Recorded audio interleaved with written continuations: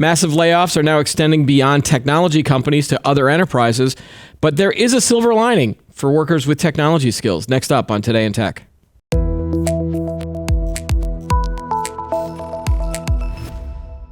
Welcome back to the show. I'm Keith Shaw. Technology companies continue to shed employees in the wake of a pandemic hiring boom over the last few years. But in recent weeks, we've seen companies such as Microsoft, Google, and Salesforce all announcing layoffs. Earlier this week, Spotify announced it was going to cut about 6% of its workforce. So in the tech company space, people are still letting go. But now we're also seeing what I call the other shoe about to drop, or the domino starting to topple, or the snowball rolling down the hill. I've got about 20 different cliches here. But we're now seeing them on the enterprise side of the enterprise side as well. So non-traditional, like they're not really tech companies. So companies like Capital One, 3M, Newell Brands, they make Sharpies. They've all announced a bunch of layoffs in recent weeks. On the media side, for example, layoffs are hitting companies like the Washington Post, Fox Media, and Adweek. At least 25 companies in the advertising industry, because it's all these marketers that are preparing for a softening economy. Now, well, it's also difficult to determine how many of these positions at these companies are technology-based roles. There are also some signs that there is a silver lining for workers who do have tech skills. So joining me to discuss some of the news and trends around these layoffs is Lucas Mirian. He's the senior writer at Computer World, covers the labor market, covers tech jobs, things like that. He's been on the show before. Welcome back, Lucas. Good to be here. Now, you have a new story up on computerworld.com that shows that tech jobs are dominating the top 25 best jobs in the U.S. according to Indeed.com. Can you kind of elaborate on what you found and sort of the silver lining that we're seeing? Yeah, it's more than even a silver lining. The fact of the matter is that tech jobs are the most in demand out there. Last year, 2 of the top 10 jobs, best jobs, that is, according to Indeed, were tech jobs. This year, it's 8. 8 of the top 10 jobs are tech jobs. Nearly half, 44%, of the top 25 jobs are technology positions. Right, and this is roles, like the technology, so it's not like a specific job listing, right? No, they are also specific about the types of jobs as well. So, for example, the number 1 job on the list is full stack developer. Mm-hmm. Number 2, data engineer, and number 3, cloud engineer. So the top 3 jobs are technology positions, and they're paying well into the 6 figures. Now, is this something that they've culled from recent data, or is it older data and maybe they haven't updated it yet, or is it? I mean, how confident are you in this? News from Indeed. Yeah, this is from December. Okay. That's when they called it from last year, and they analyze it, and then they, of course, project what's happening in 2023, and it's really a market difference. So in last year's 25 best jobs, only 25% of them, I mean, that's still a lot, but 1 in 4 were tech positions, and like I said, this year it's nearly double. It's 44%. So tech jobs are highly in demand, and I think we've talked about this before. Yeah. We just got the most recent data from the Bureau of Labor Statistics yesterday, and people are still, number one, they're still quitting jobs. So over 4 million people every month are still quitting their jobs. But the unemployment rate in the technology market is only 1.8% compared to the general unemployment rate in the United States of 3.5%. Right. And like, what does that indicate to you? Is it just that we've talked about this before, where companies during the pandemic, they started to overhire because they needed, to either support remote and hybrid work, or they needed, they were getting, if they were in the retail space and e-commerce space, all these people were starting to buy things online, and they needed to support, that infrastructure. So a lot of them have admitted that they overhired people, right? They did, and a lot of times they were overhiring in areas that weren't necessarily technology, but they couldn't even get the people to fill technology roles. That was one big part of it. I mean, yeah, so what they did was they tended to hire more experienced workers when they could get them. And they were kind of middle management workers that were high pay, but not always in fields that they necessarily needed. And so we saw recently, Amazon laid off 18,000 employees earlier this month and the majority of them were from human resources. Yeah. So they weren't even technology workers. Alphabet is laying off 6% of its workforce, 12,000 jobs. And it's ironic because you have an Alphabet investor who's urging the company. I think you wrote him a letter basically saying, look, you need to lay off more. You need to take this from just under 170,000 employees down to 150,000 employees, even though they're still profitable. Right. They're still right. Making money. So it's ironic. I don't want to keep using that word, but I think they were all concerned that a recession was going to hit. And today we found out that the GDP was 2.9%. So the economy is growing. We had a short recession back in the summer, but since that time, the economy has continued to grow. There's really no signs that a recession is on the horizon, even though people are still wringing their hands about that. A lot of this is in reaction to or perceived slowing of the economy. But that's not really happening. We're doing very well in the economy, even though the Fed continues to boost interest rates in order to slow inflation. Yeah, I've seen a couple of articles that have called this the Great Reshuffling rather than, because of course, why invent a new term? Just take an old term and just call it something else. So it's more about companies that are just sort of kind of, moving things around and reshuffling. And, that's more than just sort of like we're laying off because of reason X, Y, or Z. And do you think that this enterprise, is it spilling over into the enterprise because they overhired too? Or do you think that maybe some of these enterprises like Capital One, 3M, and maybe they're bracing themselves for a possible recession? And so they're like, well, we're seeing all these other companies doing it. So, and we have a little bit of softness that we need to sort of address. Like, in your opinion, do these trends tend to snowball, for example? Absolutely. Yeah. And that's part of what's happening right now. You're seeing other companies do it, especially public companies, and investors are saying, whoa, wait a second. If they're cutting, we should be cutting too, right? Yeah, yeah. So there's definitely a follow the leader kind of trend out there. I don't think it's going to last. I think they're going to realize we need these guys. We need these employees. And they're being snapped up. So companies that don't have the talent are snapping them right up. There's virtually no unemployment in technology right now. I'm just going to go out and say that. Yeah. At 1.8%, it's virtually non-existent. Yeah, and so let's say that there were some tech employees that got let go, and if you were an engineer or a programmer or something at Google or Amazon or some of these big, Facebook, and you have this resume now, it's probably another silver lining is that there are lots of other companies in their either their tech departments that are struggling to find people. I recall a story. I met some people at John Deere a few years ago, or we're talking to some of their people, and this was during the tech boom when everybody was hiring, and this was just like everyone's hiring. Yeah. And then they're like, we have to compete with people that we're looking for people that are getting hired at Google, and they go out to Silicon Valley. And we have to say to them, no, stay in Iowa where John Deere is located, and so they had to come up with ways to try to entice people to, live in. And there's nothing wrong with Iowa, by the way. I've been there. It's a nice state. But if you're someone right out of college, you have to just like, well, I could work for Google where they've got all of these perks and benefits and ping pong tables and free lunches and all this other stuff. That's going away, by the way. We're going to talk about that later. Versus, I get to stay in Iowa in the middle of winter when there's 2 feet of snow on the ground. So if now that you've been laid off there, if you're willing to sort of find another company that doesn't necessarily have to be tech, but use your skills, there's jobs out there, right? Absolutely. Yeah, no question. The technology field right now is fascinating to me because not only are there a lot of jobs out there, but there's a lot of opportunity to change your career. And so if you no longer want to be a programmer, you want to become a data analyst, vast opportunities to do that. A project manager, big opportunities to do that. And what's so great about it is companies want to train you. They don't care if you have the previous training. They'll bring you in apprenticeships and internships. They'll have you come in and they'll teach you with online courses. They'll have a mentor.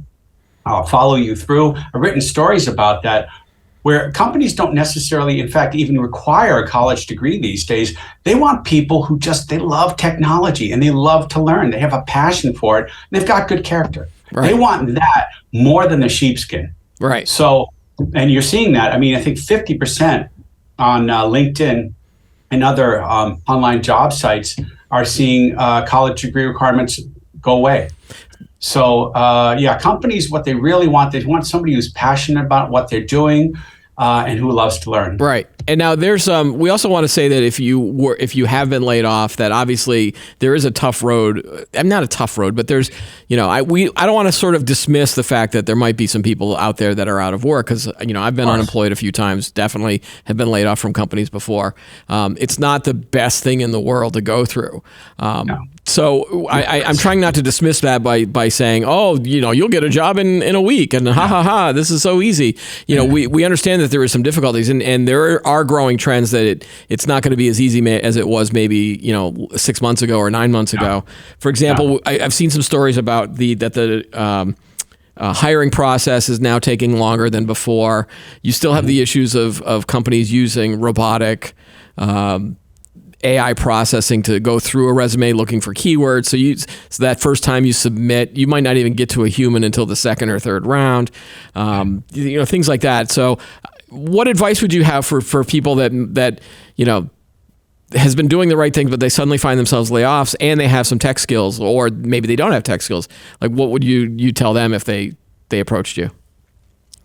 Yeah, I think it's, first of all, what companies are doing right now is, after that kind of hiring spree of the past 2 years, they're being more judicious about how they're hiring people. They're looking to make the process higher quality. They want higher quality employees. They don't want just hire willy-nilly like they had been doing. So they are taking more time in order to find better employees. I would suggest getting in touch with possibly a job counselor, human resources, services company, a company that can tell you what sorts of technology positions companies are hiring in, and what kind of skills they're looking for.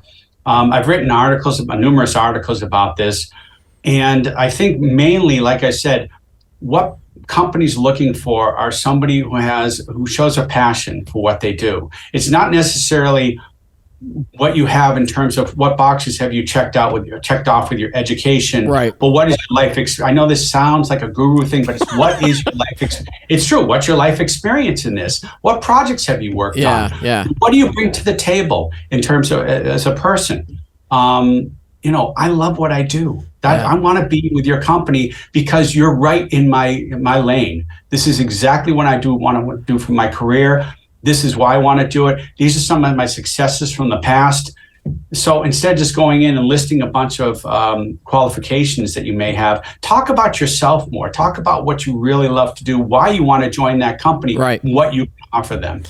Yeah, I've got two pieces of advice too that from recently is that we've been talking a lot about ChatGPT on this show, and we actually saw another article that was like, hey, use ChatGPT to help you write your cover letter, or I don't know if it would help you write your resume, but when I was writing a lot of cover letters, the advice is to make sure that you match the keywords from the job description. Every time I had a new job that I was applying for, I had to look at the job description, find the biggest keywords, make sure that my cover letter and resume had those keywords in it. It's a lot of work, but that can get you past that first robotic. And it's like, well, if I could have a robot tell me how to beat the robots, I mean, that's even cooler. My second piece of advice was just to network. Use your friends, use your coworkers. Again, it's another reason. That's why you should always be nice to your coworkers, right, Chris? Yeah. Be nice to all of your coworkers. Lucas, you're the best, because you never know when you're going to need them. So that's a valuable life skills for anybody in the job market. So because it's more likely that you'll probably get a new job based on recommendations from your friends and coworkers. In terms of then, so, I'm getting a good feeling from you, Lucas, about that, that all is not bad, all is not doom and gloom. Is this just the media's fault because we just follow the bad news all the time, and we start seeing trends and we start seeing these things, and, if you're reading this or watching this video and you're going, oh my God, I'm going to get fired next week, I'm going to get laid off, and we're trying to tell you, all right, ignore that. What can we do better as media people? Well, I think there's a lot of knee-jerk reaction today. It's all about who gets the news out first instead of really analyzing what's going on. Yeah. So those tech companies having layoffs, and I've seen this over and over, and they're like, well, technology positions, that's an outlier. Don't worry about it. Other careers in healthcare and marketing and sales, they're doing well.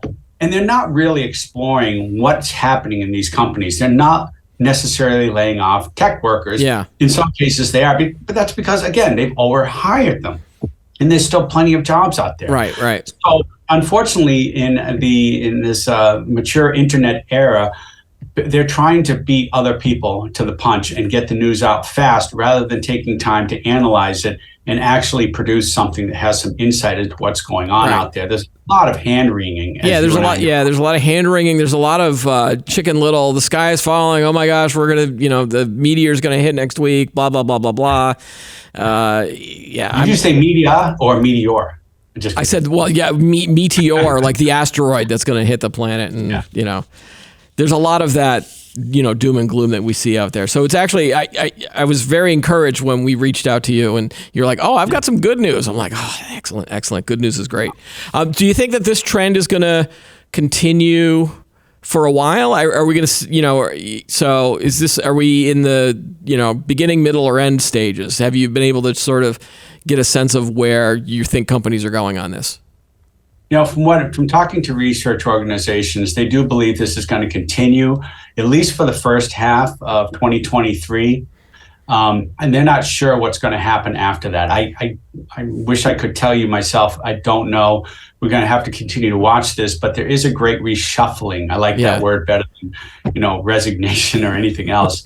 I think there is a reshuffling going on, and that's all it is. It's some companies are deciding they don't need this many workers, but other companies definitely still need them. Here's the other thing to remember. Versus last year, where a lot of, and it's still important, flexibility is still high on the list of why workers stay with a company. They want flexible hours. They want their flexibility in workplace, whether they can do hybrid or remote, but they also want stability. Right. And so they're more apt to reply to a job hunter, a headhunter, or a job listing, or actively look for a job if their company's doing a lot of layoffs right now. And so a lot of these layoffs that, for example, like I said, Alphabet did, and they're being urged to do more, they may get their wish because people may just walk out the door and find their job somewhere else. They want a company that's stable. And when they hear the company's done layoffs, that doesn't say stability. Yeah. And so they might start looking themselves. And the great resignation is still going on. BLS data is telling us more than 4 million a month. If you're a company looking to lay off people, you better think long and hard about that, because they may not come back. Right. In fact, and then the people that are left over, they not only do they end up with survivor's guilt and things like that, but then they might start thinking, hey, it's time for me to jump too. Yeah. Do you have a sense of of what stats or trends that you might see where you would hit a panic button, or where you turn into the Chicken Little of the world, or are you always just trying to remain as positive as possible? Like, is there a point where you look at something and go, uh-oh? You know what? If you mean you're talking about within a company, when you're watching this trends, and because you're tied into a lot of data from the government and all these other companies that produce stats about IT jobs, right? Yeah, I think companies that are hypersensitive to investors are a bad thing. Yeah, because investors are like, the weather. They change day in and day out. If you watch the markets, it's insane. When I covered financial services much more closely, I always wound up scratching my head, like literally, you and I know a butterfly could flap its wings in the Middle East and, the markets will drop 1,000 points. It's right. There's no rhyme or reason to it sometimes. And so listening to them too much, not having a vision. If I'm in a company and I see no vision going forward, like what is the mission statement here? Where are we headed? Yeah. Are we growing? And more importantly, are we being innovative? So we're not just growing the same old products, but what new are we looking to do? Right. That's important. All right. You want to see a vision within a company. All right. Hey, great stuff, Lucas. Thanks again for joining us on the show. All right. Happy to be here. All right. And that's all the time we have for today's episode. Don't forget to like the video, subscribe to the channel, and add any comments that you have below.